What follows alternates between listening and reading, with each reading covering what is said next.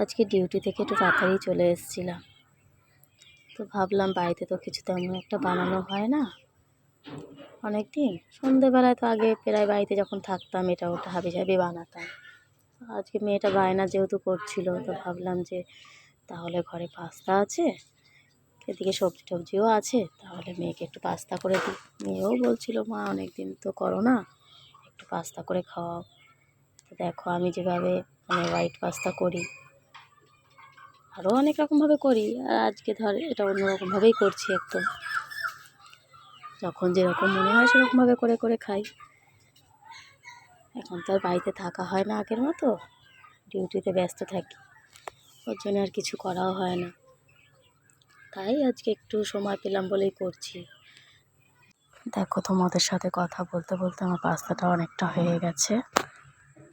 এবারে একটা ডিম ফাটিয়ে দিয়ে দিলাম, যাতে হোয়াইট হোয়াইট মনে হয় যে পাস্তাটা হোয়াইট পাস্তা হচ্ছে, একটু গ্রেভিও হবে। দেখো সাথে চিনিও দিয়ে দিয়েছি, একটু হালকা একটু চাটনি মতো মিষ্টি মিষ্টি ভাব হবে একটু। দেখো আমার পাস্তাও রেডি। মেয়ে তো খেয়ে বলছে মা খুব সুন্দর।